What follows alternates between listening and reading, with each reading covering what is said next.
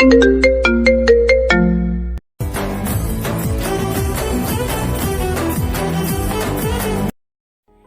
আপু, তুই বিয়ে করতে রাজি হচ্ছিস না কেন? আশিফ ভাইয়া তো আর কম সুন্দর না, দেখতে কত হ্যান্ডসাম। যদি তোর সাথে বিয়ে ঠিক না হতো তাহলে আমি নিজেই বিয়ে করতাম। দেখ, আমি তো তোকে সব বলেছি, তার উপরে এমন কথা বলছিস কেন? আর এতই যদি ইচ্ছে হয় তাহলে বাবাকে বলি তুই নিজেই বিয়েটা কর। হ্যাঁ, তারপরেও আর কত অপেক্ষা করবে? আর কোথায় যে আছে ছেলেটা, ওকে খুঁজেই বা বের করবে কি করে? আর না না, বাবাকে বলিস না, যা রাগি, মাকে একদম জ্যান্ত পুঁতে রাখবে। তাহলে এখন কানের কাছে এসে ঘ্যান ঘ্যান না করে যা, গিয়ে তুই তোর কাজ কর। আমাকে একটু শান্তিতে কাজ করতে দে তো। কথাটা বলে নেহা চেয়ার থেকে বেলকনির কাছে আসে, হাতের কফিতে চুমুক দিতে লাগে। হঠাৎ নিচে নজর যেতে নেহা অবাক হয়ে সেই দিকে তাকিয়ে থাকে। পিছন থেকে তার বোন ডেকেই চলেছে, কিন্তু সেই দিকে কোনো ভ্রুক্ষেপ নেই। হঠাৎ নেহার ছোট বোন চেয়ার থেকে উঠে নেহার কাছে এসে কাঁধে হাত রাখতে নেহার ধ্যান ভেঙে যায়। কি ব্যাপার আপু, তোকে এত করে ডাকছি, তোর কানে কোনো সারা শব্দই যায় না? না মানে এত মানে করতে হবে না, বুঝলি? বাবা তো আজকেই তোকে শেষ দিন দিয়েছে। তোর রেজাল্ট বাবার কাছে গিয়ে কি বলবি? হ্যাঁ, জানি না। কথাটা বলেই আবার নেহা নিচের দিকে তাকায়। নেহার ছোট বোন নেহার পাশে দাঁড়িয়ে নিচে তাকিয়ে দেখে একটা ছেলে দারোয়ানের সঙ্গে কথা কাটাকাটি করছে। এটা দেখে পাশ থেকে নেহার বোন বলতে লাগে, কি অসভ্য ছেলে রে বাবা! বাবার বয়সী মানুষের সাথে কেউ এভাবে কথা বলে? দাঁড়া, এক্ষুনি ওর ব্যবস্থা নিচ্ছি। একজনের বিষয় না জেনে বাজে মন্তব্য করতে হয় না। ওয়েট, এখনই ছেলেটাকে আর দারোয়ানকে উপরে আসতে বলছি। কথাটা বলে নেহা দারোয়ানকে ফোন করে। দারোয়ান নেহার কথা মতো ছেলেটাকে আর আসে। নেহা কফির মগটা রেখে ছেড়ে বসে সামনে থাকা ছেলেটা নেহাকে দেখে অবাক হয়ে যায়, ড্যাব ড্যাব করে তাকিয়ে থাকে। এই ছেলে, কে তুমি? তোমার সাহস তো দেখছি অনেক বেশি। আপুর কেবিনে এসে আপুর দিকে ওইভাবে তাকিয়ে আছো যেন এক্ষুনি গিলে খাবে। আর দারোয়ান আঙ্কেলের সাথে এমন খারাপ ব্যবহার করছিলে কেন? কি হয়েছে? হ্যাঁ, সরি ম্যাম, সরি। আর আঙ্কেল আপনাকেও সরি। মানে আপনাদের অফিসে একটা নিয়োগ ছিল, আমার আসতে লেট হয়ে যায়। ভেতরে আসতে চাচ্ছিলাম, বাট দারোয়ান আঙ্কেল ঢুকতে দিচ্ছিল না। বলছে যে সময় শেষ, আমার চাকরিটা অনেক দরকার। বাট ম্যাম, আমার চাকরিটা অনেক দরকার আমার। হ্যাঁ, দারোয়ান আঙ্কেল তো আর খারাপ কিছু বলেনি, ঠিকই বলেছে। ইন্টারভিউ নেওয়ার সময় শেষ, তাই সবাই চলে গিয়েছে। এই নিন ম্যাম, আমার সব সার্টিফিকেট আর যা যা প্রশ্ন করার করতে পারেন ম্যাম, প্লিজ। পাগল নাকি? হ্যাঁ, বলছি না ইন্টারভিউ নেবার সময় শেষ হয়ে গিয়েছে, এখন আর নিতে পারবো না। আর আঙ্কেল একে ঘাড় ধাক্কা দিয়ে বের করে দিন। সময় মতো আসতে পারে না ইন্টারভিউ দিতে, সে আবার আসছে চাকরি করতে। আর পোশাক আশাক দেখে তো মনে হচ্ছে গাইয়া খ্যাত, দেখছি শার্টে রক্ত লাগানো আছে। ম্যাম প্লিজ ভুল বুঝবেন না, গ্রাম থেকে এখানে ইন্টারভিউ দিতে এসেছি। রাস্তায় গাড়ি অ্যাক্সিডেন্ট করে, তাই পেট কেটে গিয়ে রক্ত বের হয়েছে মনে হয়। আর অ্যাক্সিডেন্ট করায় গাড়ি পাচ্ছিলাম না, তাই আসতে লেট হয়েছে ম্যাম, প্লিজ। নেহা দাঁড়িয়ে নিশ্চুপ দর্শকের মতো স্বাধীনের কথা শুনে যাচ্ছিল। নেহার ছোট বোন রেগে স্বাধীনকে থাপ্পড় দিতে যাবে, তখনই নেহা উঠে দাঁড়িয়ে বলে, স্নেহা, কি শুরু করলি তুই বলতো? দেখ, উনি বলছে যে আসতে লেট হয়েছে, গাড়ি অ্যাক্সিডেন্ট করেছিল, ওরা চাইলে ওনার ইন্টারভিউ নিতে পারি। আর তুই তো বাসায় যেতে চেয়েছিলি, তাই না? যা, বাসায় যা। ইনার ইন্টারভিউ আমি একাই নিব। আর আঙ্কেল, আপনিও যান। মানে কি আপু? আচ্ছা তুমি থাকো, আমি গেলাম। আর ইন্টারভিউ থেকে তো লোক সব সিলেক্ট করেছে, এখন আবার? চুপ করবি তুই? তোকে যেতে বলেছি, যা। আর হ্যাঁ, আমার আজ বাসায় ফিরতে লেট হতে পারে। বাবাকে বলিস এসে আমি তার প্রশ্নের উত্তর দেব। নেহার কথা শুনে নেহার বোন স্বাধীনের দিকে রাগীভাবে তাকিয়ে কেবিন থেকে বের হয়ে যায়। নেহা গিয়ে ছিটে বসে স্বাধীনের দিকে তাকিয়ে। কেবিনে শুনশান নীরবতা। স্বাধীন ফাইলটা হাতে নিয়ে পিছন দিক ঘুরে কেবিন থেকে বের হয়ে যেতে লাগে। তখন নেহা বলতে লাগে। কেমন আছো তুমি? আর কোথায় হারিয়ে গিয়েছিলে? অনেক খুঁজেছি, পাই নাই। তোমার গ্রামে গিয়েও অনেক খুঁজেছি, ওখানেও তো পাইনি। গরিবের আবার ঠিকানা, রাস্তার পাশে থাকার মতো জায়গা মেলে, এতেই অনেক। কথাটা বলেই স্বাধীন আবার রুম থেকে বের হয়ে যেতেই সামনের দিকে অগ্রসর হয়। তখন নেহা আবার বলতে লাগে। কি ব্যাপার, কোথায় যাচ্ছ? ইন্টারভিউ দিবে না? তখন তো দারোয়ানের সঙ্গে দেখলাম অনেক বাগবেতনটা করছিলে। ইন্টারভিউ দিয়ে আর লাভ কি? আগে থেকেই তো সিলেক্ট করে নিয়েছেন সবাইকে। অযথা আমার আর আপনার সময় নষ্ট করে কোনো লাভ আছে? আসি ম্যাম, ভালো থাকবেন। স্বাধীন কেবিন থেকে বের হয়ে যেতে লাগে।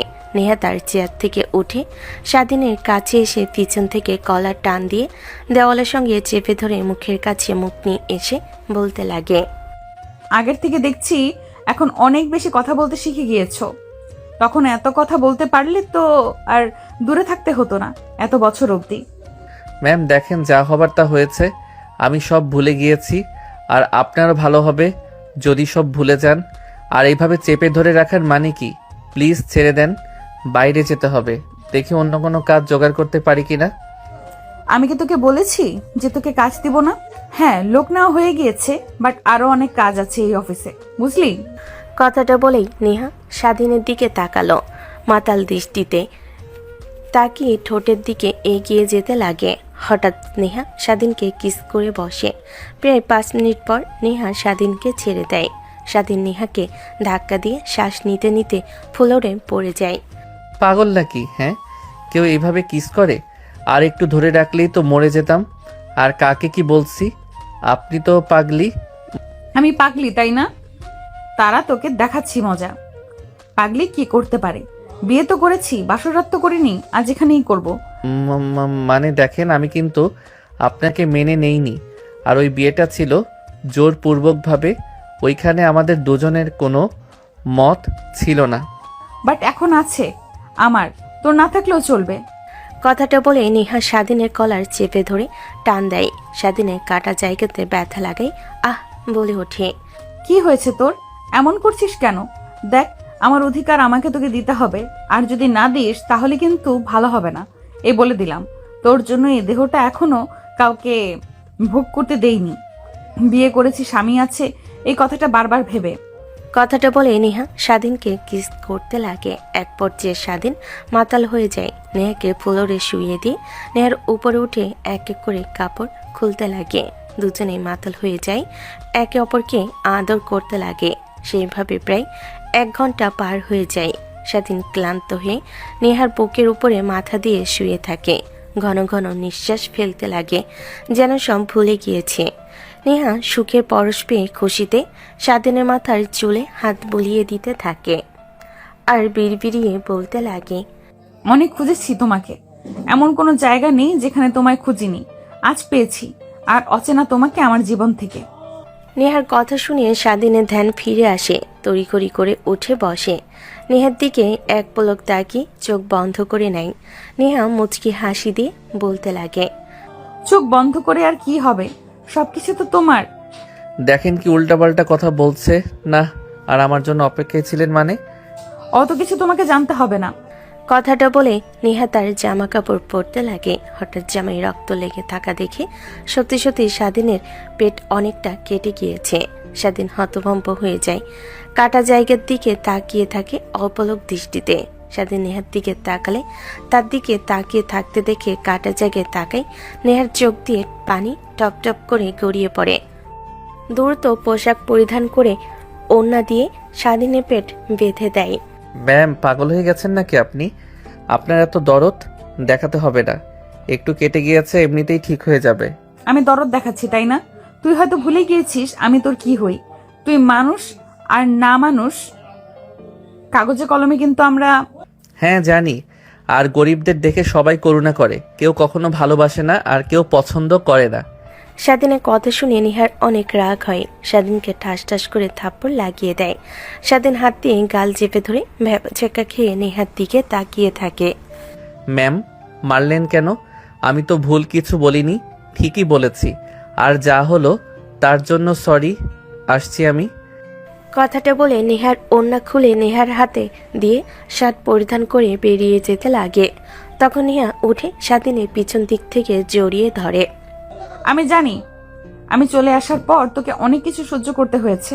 আমি দেখেছি সবাই তোর উপর রেগে গিয়েছিল। আই এম সরি, বুঝতে পারি নাই, আর যখন বুঝতে পারলাম তখন কি আর তোকে খুঁজে পাইনি। প্লিজ আমাকে ক্ষমা করে দে, আর প্লিজ আমাকে ছেড়ে যাস না। নেহার হাত সরিয়ে দিয়ে স্বাধীন নেহার দিকে ফিরে বলতে লাগে, দেখেন ম্যাম, আপনি যা ভাবছেন তা কখনোই হবার নয়। আমি সামান্য একটা ছেলে, আর আপনি কি না বিশিষ্ট শিল্পপতি ইমরান চৌধুরীর মেয়ে, যার কোটি কোটি টাকার সম্পত্তি এই বাংলাদেশে, যার কোম্পানি কিনা বাংলাদেশ টপ 10-এর মধ্যে একটা, আর তার মেয়ে আপনি। আর আমি কিনা রাস্তায় পড়ে থাকা বলতে গেলে টোকাই ছেলে।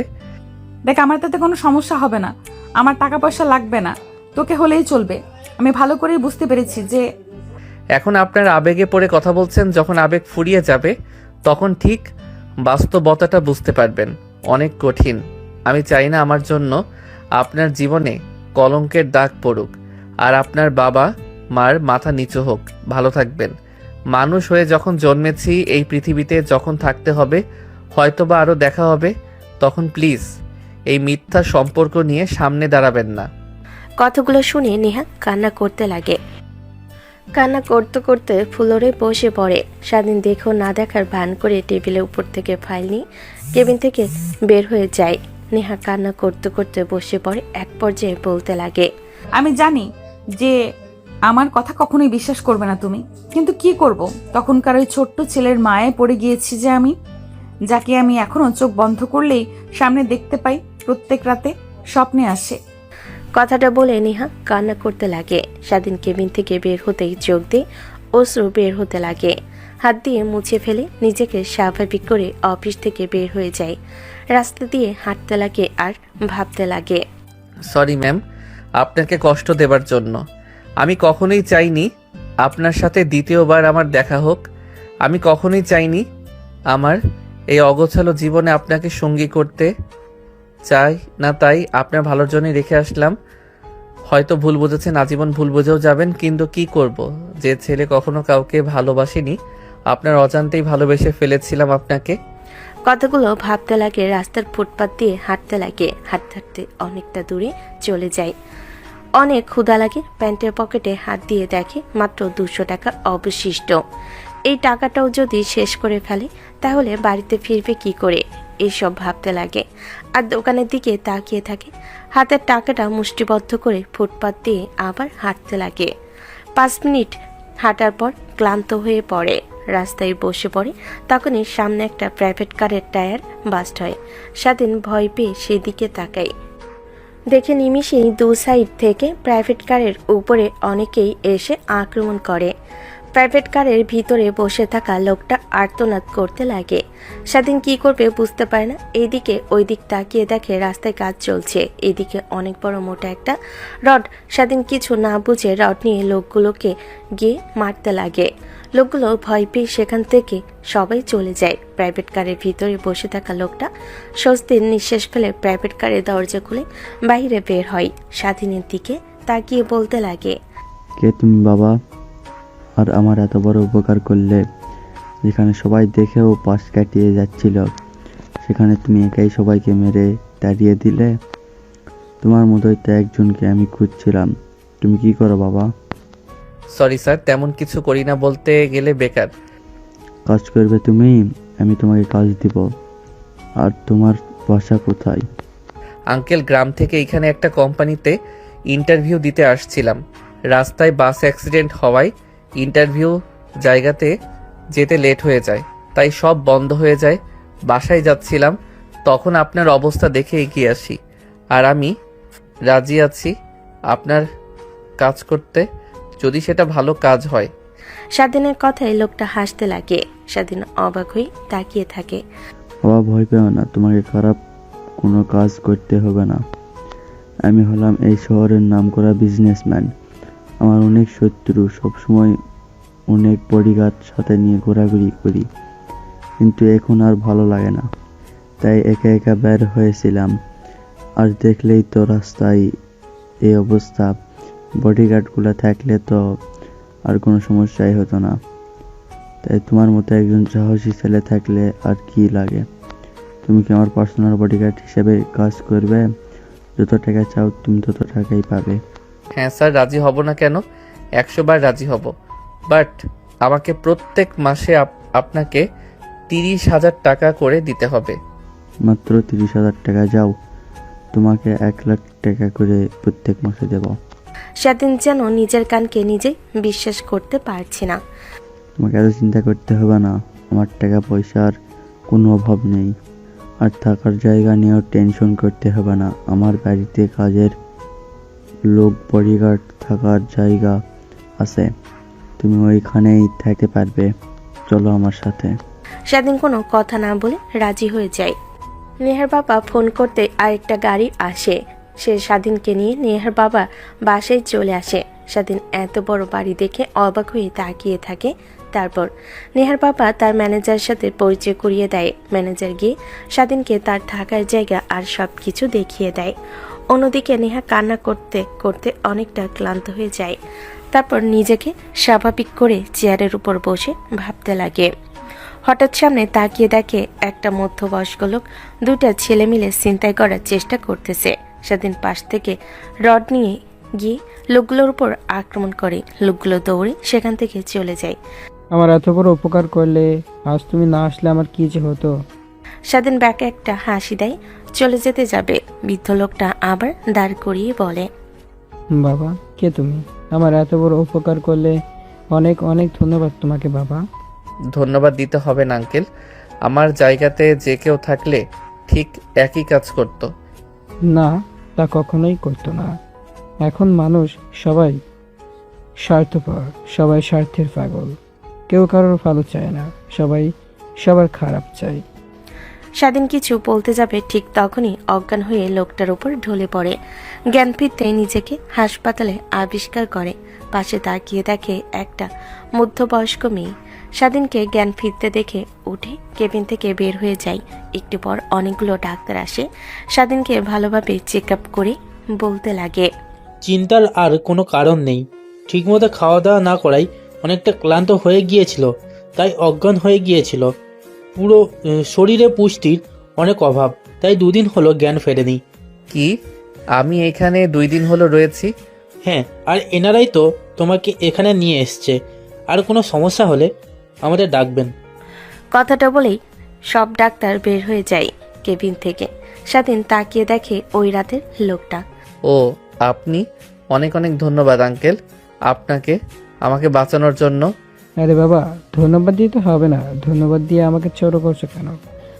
ওই দিন রাতে যদি তুমি আমাকে নাই ওই গুন্ডাদের হাত থেকে বাঁচাতে, তাহলে ওরা আমার জীবনের সব সঞ্চয় কেড়ে নিত। বেঁচে থাকতো মারা যেতাম। তোমার কারণেই ওরা আমার কাছে থেকে টাকা নিতে পারেনি। তাই আমি কি পারি না তোমাকে সাহায্য করতে? তারপর স্বাধীন লোকটার সঙ্গে তার স্ত্রীর সঙ্গে কথা বলে।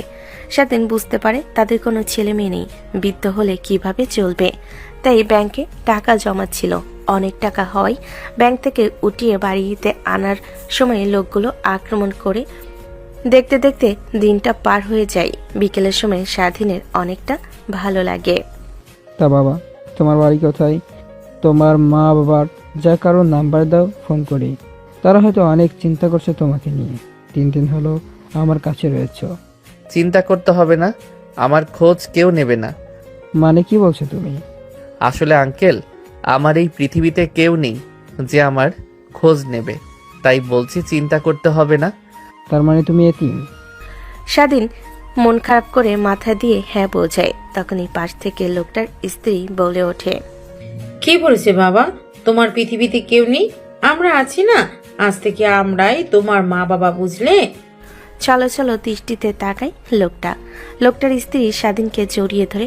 স্বাধীন তাদের দুজনকে জড়িয়ে ধরে কান্না করতে লাগে। বিকেল হলে হসপিটাল থেকে রিলিজ করে দিলে স্বাধীনকে তারা তাদের বাড়িতে নিয়ে আসে। ঠিকমতো খাওয়া দাওয়া করতে লাগে। এমনই একদিন, এইটুকু খাবার খেলে হবে? ডাক্তার কি বলেছে শোনোনি? যে পুষ্টির অভাবের জন্যই এমন হয়েছে। ঠিকমতো খাওয়া দাওয়া করলে আর এমন হতো না। এখন আমাদের কাছে আসো, ঠিকমতো খাওয়া দাওয়া করবে। স্বাধীন অনেক ভালো লাগে খাবার খেতে, আর মনে মনে বলতে লাগে, আল্লাহ, আমার কপালে তো বেশি দিন সুখ টিকে থাকে না। আল্লাহই জানে এই সুখ কয়দিনের। যাই হোক, আমার জন্যই নিরীহ দুইজনকে কোনো কষ্ট বা ক্ষতি, যাই করো আমার জন্যই নিরীহ দুইজনকে কোনো কষ্ট বা ক্ষতি দিও না তুমি। কথাটা ভেবে স্বাধীনের চোখ দিয়ে পানি গড়িয়ে পড়তে লাগে। স্বাধীন হাত দিয়ে মুছে ফেলে। অন্যদিকে নেহা বাসায় চলে আসে। মেন দরজা দিয়ে নিজের রুমের দিকে যাচ্ছিল। হঠাৎ নেহার বাবা বসের রুম থেকে তার বাবা ডেকে ওঠে। তার বাবার সামনে গিয়ে দাঁড়াতেই নেহার বাবা বলতে লাগে, মা, অনেক তো সময় দিয়েছি। আজকেই ছিল তোর মত জানানোর শেষ দিন। তা কি ভাবলি? আমার পছন্দ করা ছেলেকেই বিয়ে করবি নাকি তোর অন্য কোনো পছন্দ আছে? না বাবা, আমার কোনো পছন্দ নেই, আর তোমরা যা ভালো মনে করো তাই করো, আমার এতে কোনো দ্বিমত নেই। কথাটা বলে নেহা বর্ষার রুম থেকে বের হয়ে সিঁড়ি দিয়ে তার রুমের দিকে যেতে লাগে। হঠাৎ নেহার ছোট বোন এসে নেহার সামনে দাঁড়ায়। নেহা প্রশ্নসূচক দৃষ্টিতে তাকায়। আপু, কি হয়েছে তোর? তোকে এমন দেখাচ্ছে কেন? আমার আবার কি হতে যাবে? ওই ঠিকই তো আছি। সর এখন আমার সামনে থেকে, এমনিতেই ভালো লাগছে না। আপু, তুমি সবার চোখ ফাঁকি দিতে পারলেও আমার চোখে ফাঁকি দিতে পারবে না। তোমার চুল এলোমেলো। আমি অফিস থেকে আসার সময় তোমাকে এমন দেখিনি। লিপস্টিকটাও কেমন যেন ভিতরে রয়েছে। কি হয়েছে সত্যি সত্যি বলবে? আবার দেখি 3 পিসের এখানেও রক্ত লেগে আছে। নেহা তার ছোট বোনের কথা শুনে ভ্যাবাচেকা খেয়ে যায়। কি বলবে বুঝতে পারে না। আমতা করতে লাগে। দেখো, আমি তোমার ছোট বোন, এটা ঠিক আছে, কিন্তু বয়সের খুব একটা পার্থক্য নেই। মাত্র 2 বছরের বড় তুমি আমার। আমি সব বুঝতে পারি। এখন এত আমতা না করে বলো কি হয়েছে। আরে কই, তেমন কিছু হয়নি। গিয়ে মানে বন্ধুদের সঙ্গে পার্টিতে গিয়েছিলাম, আর এটা রক্ত হবে না, হয়তো সস লেগেছে, অন্য কিছু। আচ্ছা তুই থাক, আমি ফ্রেশ হয়ে আসছি। কথাটা বলে নেহা তার ছোট বোনকে পাশ কাটিয়ে রুমে চলে যায়। নেহার ছোট বোন ভাবতে লাগে, আপুর আবার কি হলো? হঠাৎ করে এমন দেখাচ্ছে কেন? আর কখনো তো শুনি নাই নাইট ক্লাবে পার্টি করতে গিয়েছে। আজ ফার্স্ট টাইম শুনলাম। আর তেমন তো আপুর কোনো ফ্রেন্ড সার্কেলও নেই। হাতে গোনা 2-1 নির্ঘাত। এর মাঝে রহস্য আছে যা আমাকে জানতে হবে। অন্যদিকে নেহার ছোট বোন কথাগুলো ভাবতে ভাবতে বসার রুমে চলে যায়।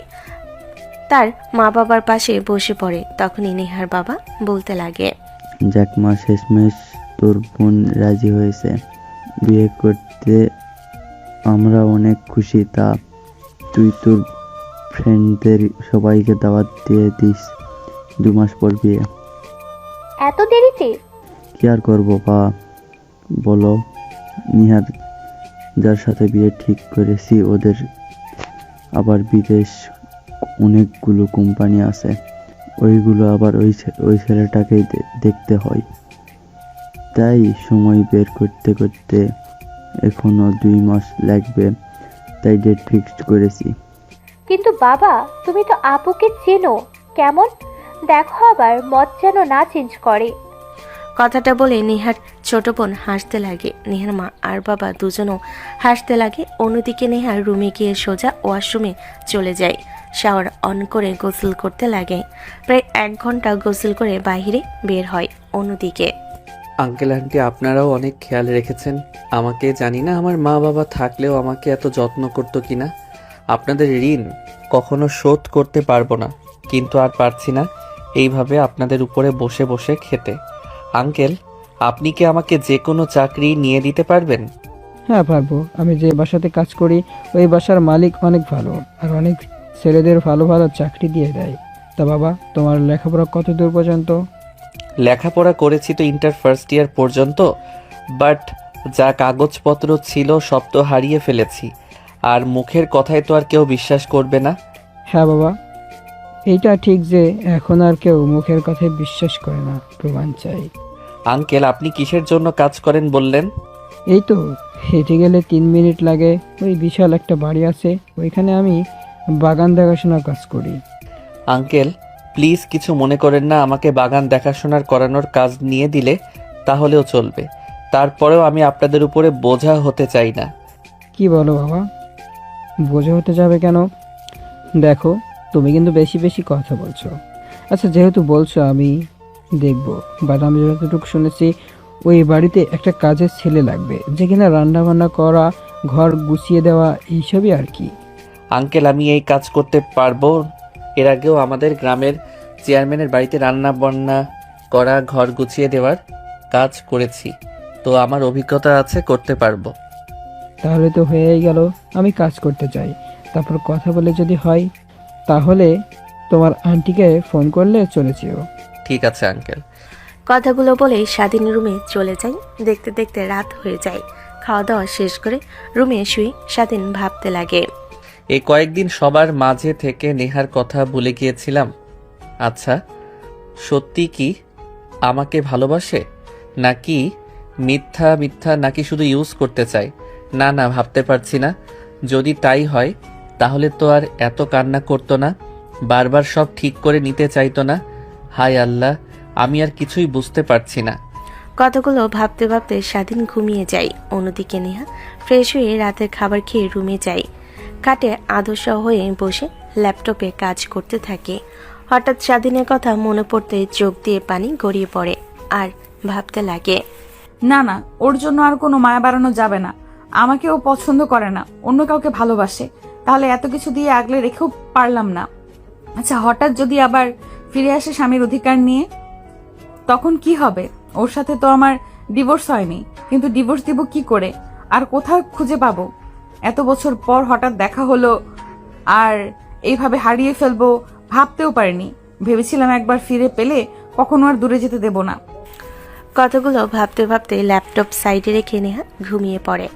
পরের দিন সকাল, স্বাধীনের ঘুম ভাঙতে উঠে বাইরে বের হয়ে নামাজ পড়ে হাঁটাহাঁটি করে বাসায় আসে। নিজের রুমের দিকে যাচ্ছিল, তখনই স্বাধীনের আঙ্কেল স্বাধীনকে দেখে বলতে লাগে। বাবা, তোর বিষয়ে স্যারের সঙ্গে কথা বলেছি, তারা রাজি হয়েছে। আর তোকে কোনো চিন্তা করতে হবে না, তুই ওই বাড়িতে থাকতে পারবি। আরও অনেকে আছে যারা ওইখানে থেকে কাজ করে। অনেক অনেক ধন্যবাদ আঙ্কেল আপনাকে। জানি না আপনার ঋণ কখনো শোধ করতে পারবো কিনা। আর ধন্যবাদ দিতে হবে না, একটু পর বের হব। তুমি রেডি হয়ে বাইরে আসো। তারপর স্বাধীন রুমে গিয়ে ফ্রেশ হয়ে বাইরে আসে। খাওয়া দাওয়া করে তাদের কাছ থেকে বিদায় নিয়ে বের হয়ে যায়। বাসার ভিতরে প্রবেশ করতে স্বাধীন পুরো অবাক হয়ে যায়। এত বড় আলিশান বাড়ি এর আগে কখনো দেখেনি সে। মুভিতে দেখেছে, বাট বাস্তবে না। জানি জানি, দেখে অবাক হচ্ছ তাই না? অবাক হওয়ার কিছু নেই। বাইরে থেকে দেখতে যতই সুন্দর, ভিতর থেকে আরো বেশি। আমরা তো আর ভিতরে গিয়ে কাজ করতে পারি না, বাইরে থেকে কাজ করতে হয়। আর তুমি তো বাবা সব সময় থাকবে। আচ্ছা চলো, তোমাকে আগে স্যারের সঙ্গে কথা বলে দিয়ে আসি। তারপর স্বাধীনকে নিয়ে লোকটা চলে যায় বর্ষার রুমে। গিয়ে দেখে নেহার বাবা বসে পত্রিকা পড়ছে। স্বাধীনকে নিয়ে লোকটা গিয়ে নেহার বাবার সামনে দাঁড়ায়। স্যার, আপনাকে যে কালকে একটা ছেলের কথা বলছিলাম, এই যে ছেলের কথা, ও এর আগেও অনেক কাজ করেছেন গ্রামে। আপনি কোনো টেনশন করবেন না ওকে নিয়ে।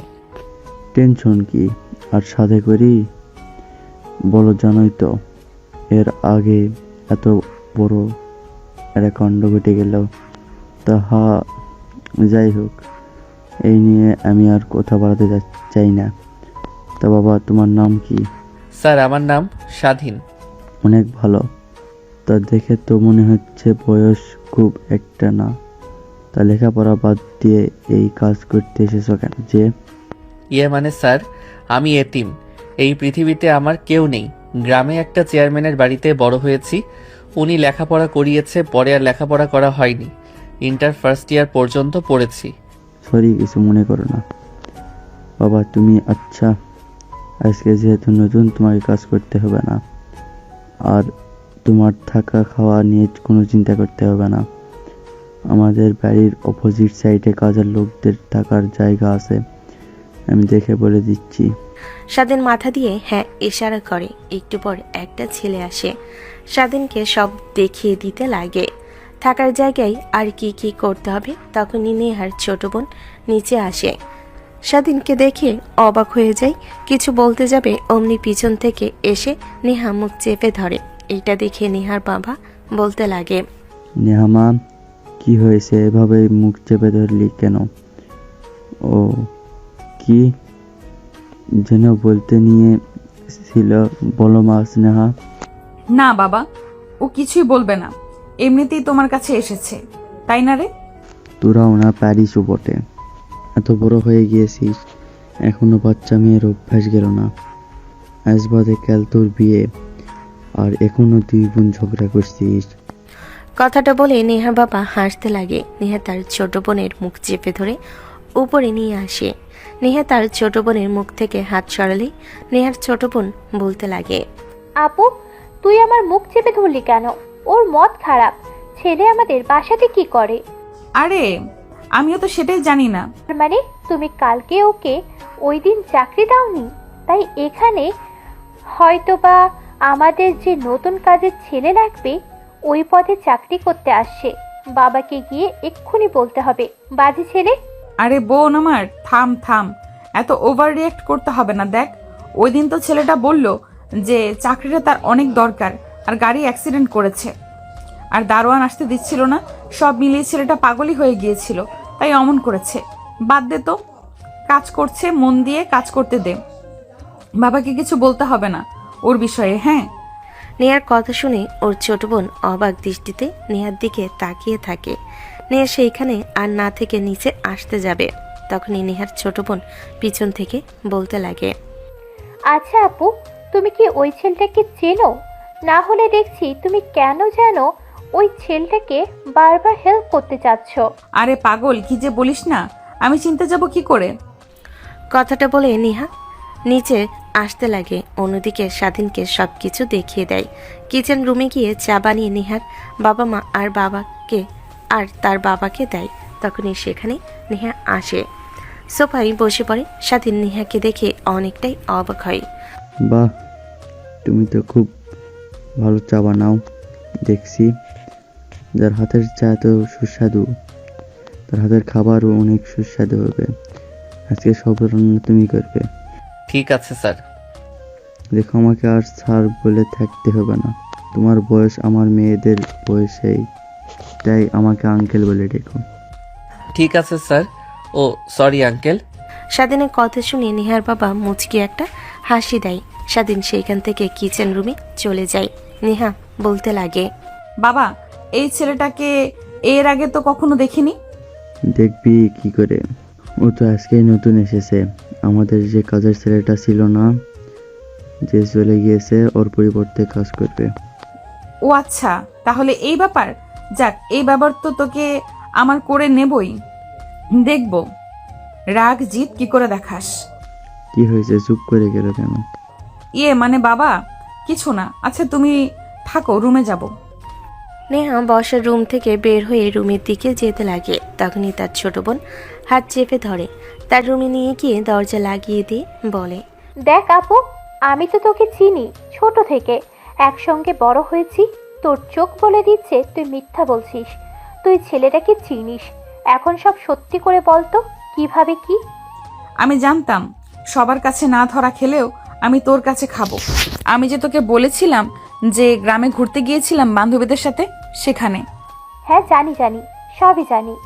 দেখ, তুই কিছু জানিস না, ওরা তোকে কাউকেই মিথ্যে কথা বলছে, আমি সত্যি কথা বলছি। ফ্ল্যাশব্যাক 3 বছর আগে। আমার তো গ্রাম অনেক পছন্দ, কিন্তু বাবাই তো আমাকে আসতে দেয় না, বলে আমাদের অনেক শত্রু, গ্রামে গিয়ে থাকতে পারবো না, আক্রমণ হবে আমাদের উপরে, নানান কথা। তাই তোদের সঙ্গে পালিয়ে এসেছি।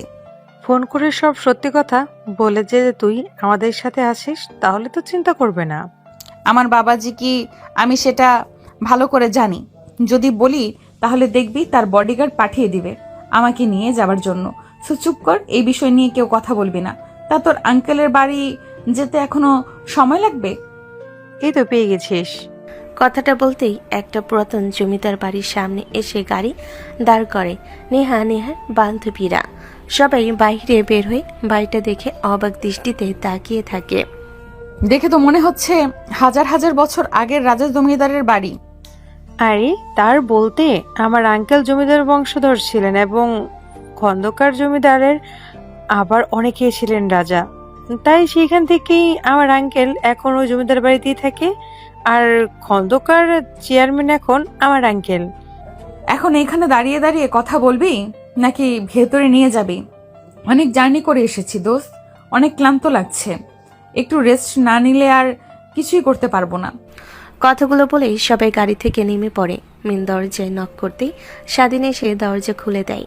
এত মানুষ দেখে অবাক হয়ে যায়। চেয়ারম্যানের কাছে যাইতেই চেয়ারম্যান আসতেই নেহার বান্ধবীকে জড়িয়ে ধরে। কেমন আছিস তুই? এত বড় হয়ে গেছিস আর আমার কথা মনে নেই? মনে থাকবে কি করে? বড় হয়ে গেছিস, এখন তো আর কাঁধে তুলে ঘোরাতে পারি না। আঙ্কেল তুমিও না, এখন কি আর সেই বয়স আছে তোমার বলো? তা বাদ দাও সে কথা। এই যে পরিচয় হও, এরা হচ্ছে আমার বান্ধবীরা। তারপর সবার সঙ্গে কথা বলতে লাগে। স্বাধীনকে গাড়ি থেকে লাগেজ বের করে রুমে দিয়ে আসতে বলে কথা মতো সব যার যার রুমে দিয়ে আসে।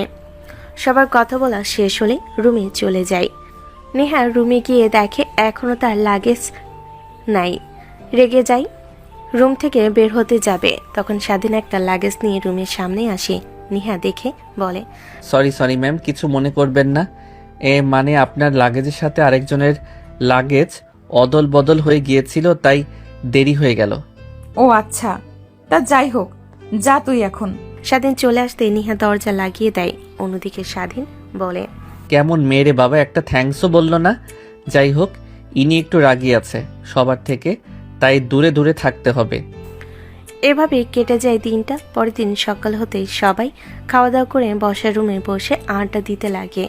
সেদিন বাহির বসে কাজ করছিল। এমন সময় চেয়ারম্যান সাহেব ডাক দিতেই সেদিন বসার রুমে আসে। চেয়ারম্যান সাহেব স্বাধীনকে দেখে বলতে লাগে, স্বাধীন, যা তো এদেরকে গ্রাম ঘুরিয়ে দেখা। ঠিক আছে, আর আপা মনিরা আসেন আমার সাথে। তারপর বাহিরে বের হয়ে গ্রাম ঘুরিয়ে দেখাতে লাগে স্বাধীন সবাইকে। দেখতে দেখতে হঠাৎ সবাই মাঠে চলে আসে। সবুজ শ্যামলা মাঠ যেন এখন হলুদে রূপান্তরিত হয়েছে। ঠিক তখনই পাশ থেকে একটা কালো গরু নেহার দিকে এগিয়ে আসে। সবাই দৌড়াদৌড়ি করতে লাগে। স্বাধীন কি করবে কিছুই বুঝে উঠতে পারে না। তখনই নেহা এসে স্বাধীনকে জড়িয়ে ধরে। স্বাধীন তাল সামলাতে না পেরে নেহাকে নিয়ে পড়ে যায়। রাস্তা থেকে ঘুরতে ঘুরতে মাঠে এসে পড়ে। মাঠের সবাই কাজ করছিল। নেহাকে আর স্বাধীনকে এমন অবস্থায় দেখে তারা ভুল বুঝতে পারে। তখনই তারা সবাই দৌড়ে আসে, স্বাধীন আর নেহাকে দাঁড় করায়। তখন পাশ থেকে এক কৃষক চাচা বলতে লাগে, তুমি চেয়ারম্যানের বাড়িতে কাজ করো, ওই ছেলেটা না অনেক তো ভালো ভেবেছিলাম, আর তুমি কিনা এত খারাপ। মানে কি বলেন এগুলো? আর এখানে খারাপের কি হলো? এখন তো এই কথাই বলো ভাই, হাতে নাতে ধরা পড়েছে যে আর এই বয়সে এগুলো না করে বিয়ে করলেও তো পারো। যাই হোক, যা করেছো তার জন্য তো শাস্তি পেতেই হবে। তোমাদের বিয়ে পড়িয়ে দেব। এই তোরা সবাই কি বলিস? পাশ থেকে নেহা কৃষকের কথা শুনে অবাক হয়ে যায়। কি বলবে যেন ভাষা খুঁজে পায় না। এই আপনারা কি শুরু করলেন বলেন তো? আমরা এখানে ঘুরতে এসেছিলাম, হঠাৎ গরু তাড়া করেছে, তাই রাস্তা থেকে ঘুরতে ঘুরতে নিচে এসে পড়েছি। আর আপনারা কি নাকি আমাদের নিয়ে উল্টাপাল্টা কথা বলছেন? দেখেন, আমাকে কিন্তু আপনারা চেনেন না। আমার বাবার একটা ফোন করলে পুরো গ্রামকে উঠিয়ে নিয়ে যাবে। চাচা, কোনো কথা বলেন না তো। এদের এমনই হবে, গ্রামে এসে যেই কচি ছেলে দেখেছে অমনি লোভ হয়েছে। দেখতে তো এমনিতেই মনে হচ্ছে যে শহরের কোনো খারাপ মেয়ে, আর গ্রামটাকে নষ্টামি বানিয়ে ফেলবে। এর থেকে বিয়ে পড়িয়ে দেন। মেয়েটার কথায় সবাই আরো রেগে যায়। স্বাধীন বুঝিয়ে বলে পাশ থেকে কিছু ছেলে এসে স্বাধীনকে অনেক মারধর করে। নেহা চুপ হয়ে যায়। তারপর গ্রামবাসীর সবাই নেহাকে আর স্বাধীনকে উঠিয়ে নিয়ে গিয়ে মসজিদে বিয়ে পড়িয়ে দেয়। তারপর যে যার মতো চলে যায়। স্বাধীন উঠে দাঁড়ানোর মতো শরীরে শক্তি নেই। তখনই বৃদ্ধ চাচা বলতে লাগে, দেখ, চেয়ারম্যানকে আমরা অনেক ভালোবাসি, কিন্তু তোর জন্য চেয়ারম্যানের নাম যেন মাটিতে নাম এসে। আর যা করলি তা একদমই ঠিক করিসনি। আর তোকে মারা কম হয়ে গিয়েছে দেখলাম। এখন মারলে আর চলতে পারবি না, তাই আর মারতে দেইনি।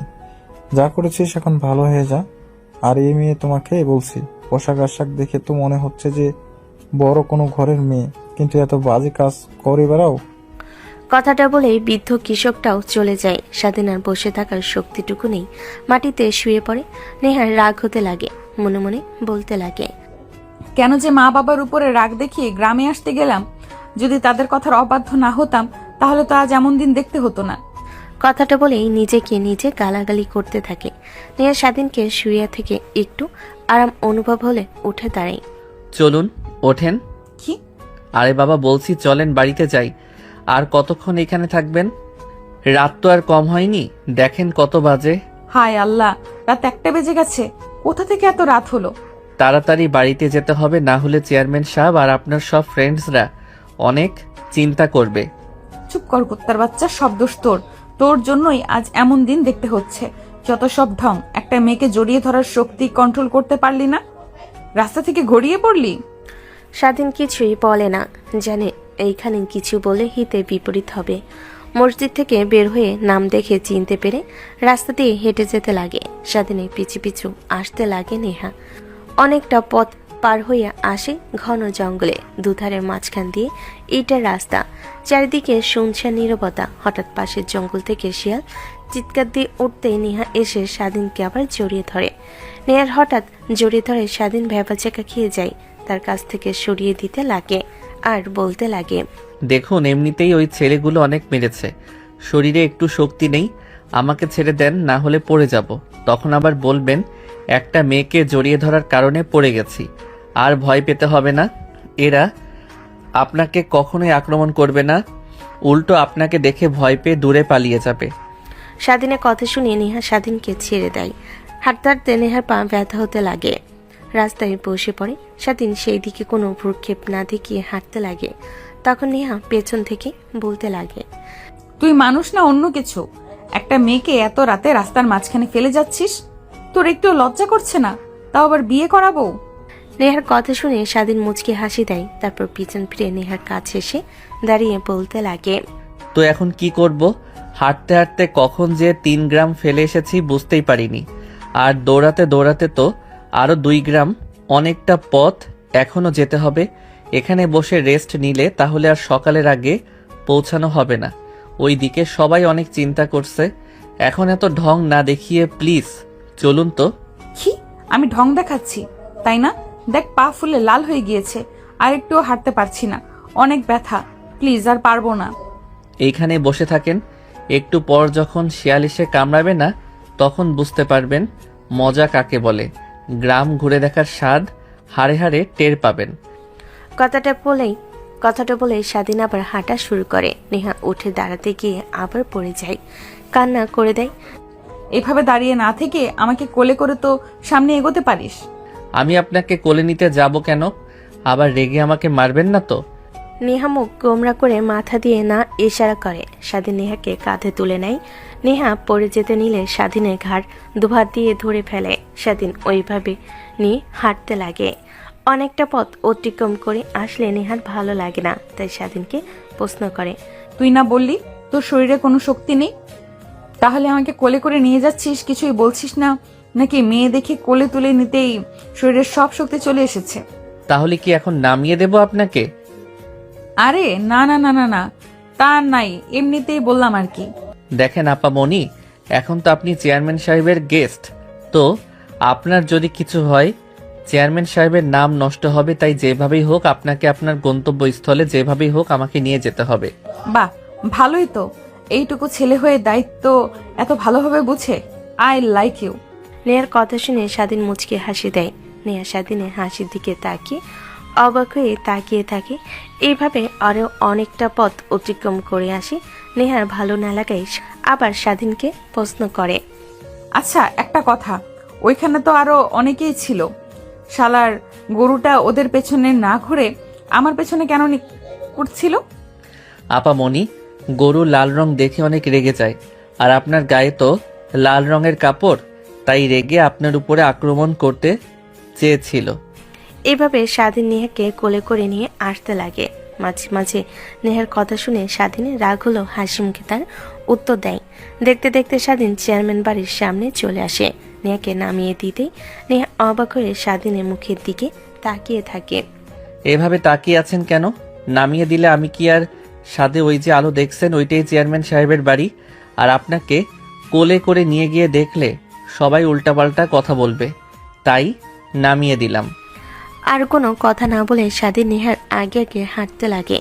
চেয়ারম্যান বাড়ির ভিতরে ঢুকতেই দেখে নেহার বান্ধবীরা স্বাধীনকে দেখে চেয়ারম্যান রেগে উঠে এসে স্বাধীনের গালে ঠাস ঠাস করে থাপ্পড় লাগিয়ে দেয়। পিছনে ঘুরতেই দেখে স্বাধীনকে ছেড়ে নেহার কাছে গিয়ে বলে, মা তুমি ঠিক আছো? তোমার কিছু হয়নি তো? আর এই কুত্তার বাচ্চা, তুই নেহা মামুনিকে নিয়ে কোথায় গিয়েছিলে? ফিরতে তো রাত হলো কেন? আর নেহা মামুনি, তোমার পায়ে কি হয়েছে? এভাবে খুঁড়িয়ে খুঁড়িয়ে হাঁটছো কেন? আঙ্কেল উত্তেজিত হবেন না, আমার তেমন কিছুই হয়নি। পাটা একটু মচকে গেছে মনে হয়। যখন আমাদের গরু করে তখন দৌড়াতে লাগে, স্বাধীন আমার সাথে দৌড়াতে লাগে, অনেকটা দূরে চলে যায়। হঠাৎ গাছের সাথে স্বাধীনের মাথা লেগে অজ্ঞান হয়ে যায়। গরু দেখে দৌড়ে সেইখান থেকে পালিয়ে যায়। আশেপাশে কোনো মানুষ খুঁজেও পায়নি যে সাহায্য নেব। আর জ্ঞান ফিরে আসে রাতে, তখনই বাড়ির উদ্দেশ্যে রওনা হই। ও আচ্ছা, তাই বল। আর আমরা তোমাকে নিয়ে কত টেনশন করছি। পিছন ফিরে স্বাধীনকে কিছু বলতে যাবে, দেখে স্বাধীন মাটিতে লুটিয়ে পড়েছে।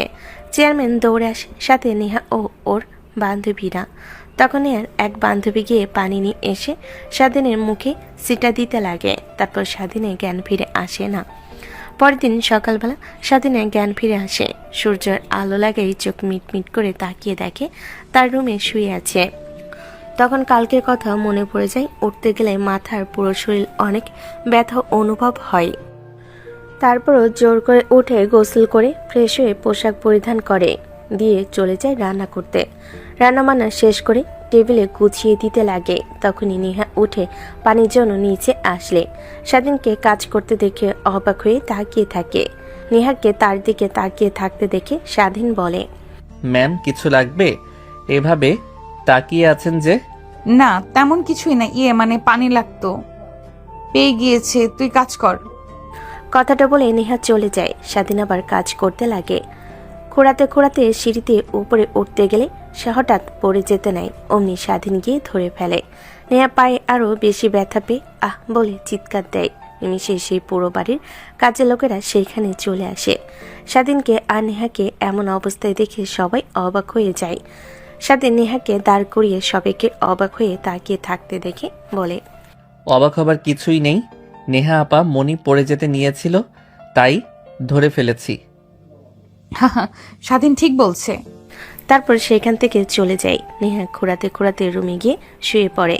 স্বাধীন কাজ শেষ করে রুমে গিয়ে রেস্ট নিতে লাগে। বর্তমান আপু, তারপর কি হয়েছে? থেমে গেলি যে?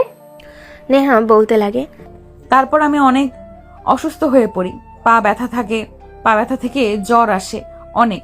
স্বাধীন আমার সেবা যত্ন করে ধীরে ধীরে আর ওর মায়ে পড়তে লাগে।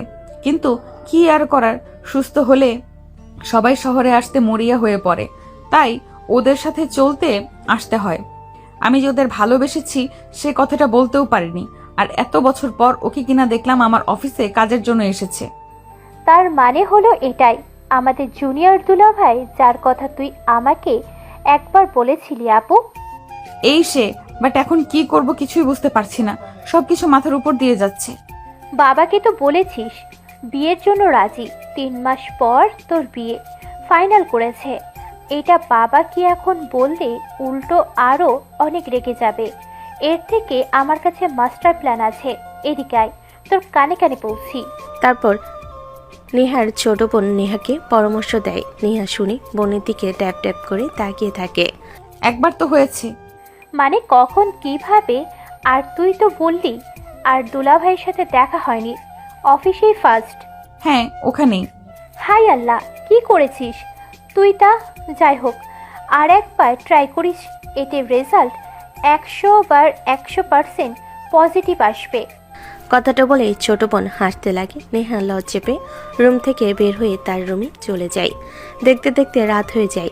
নেহা, নেহার মা, বোন সবাই খাবার টেবিলে বসে খাবার খাচ্ছিল। বাবা তুমি তো অনেক ভালো রান্না করো, ভেবেছিলাম ছেলে মানুষ আর কতই মজা করে রান্না করবে। তুমি যেন মেয়ে মানুষ, কেউ হার মানিয়ে দিয়েছ। হ্যাঁ বাবা, অনেক মজা হয়েছে রান্নাটা, ধন্যবাদ দুলাভাই।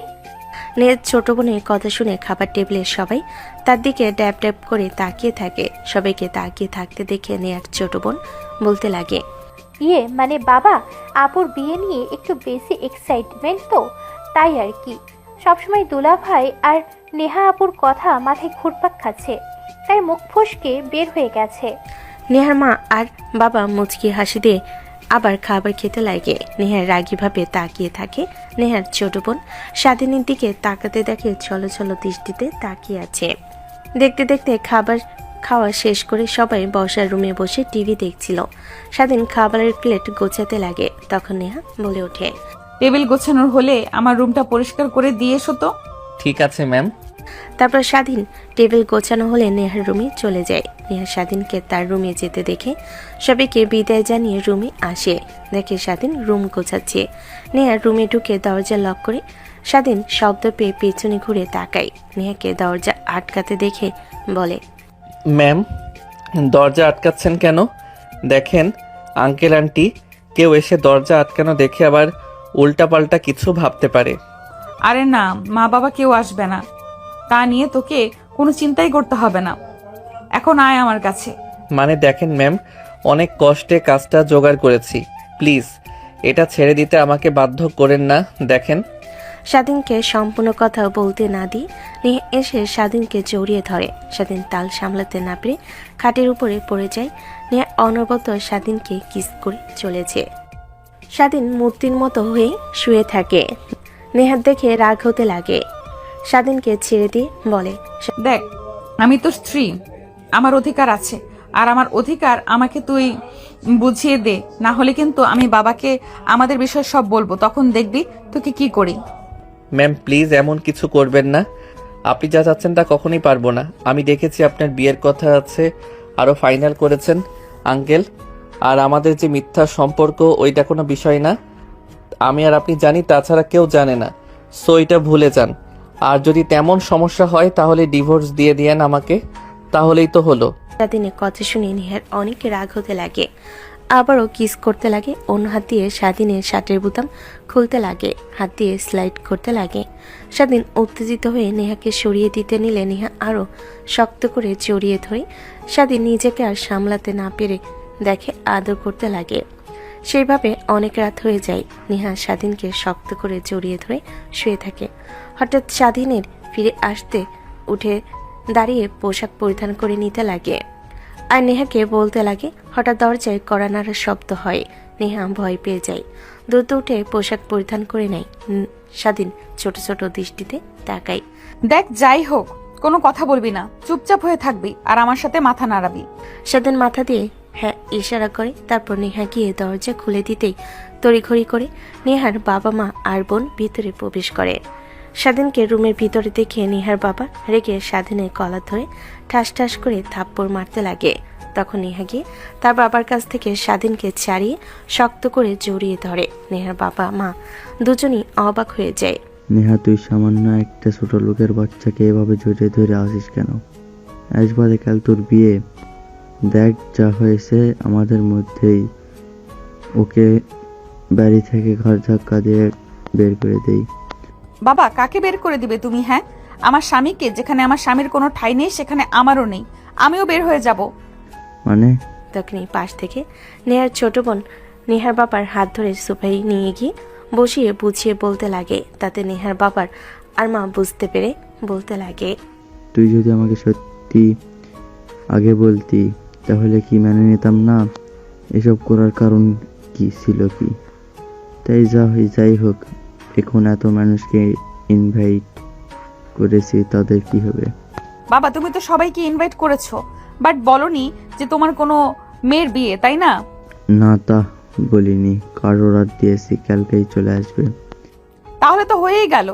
স্নেহা আসে না, তুমি ওকে বিয়ে দিয়ে দাও তোমার বন্ধুর সঙ্গে। কথা বলো এই বিষয় নিয়ে। আচ্ছা, তাহলে তাই করি।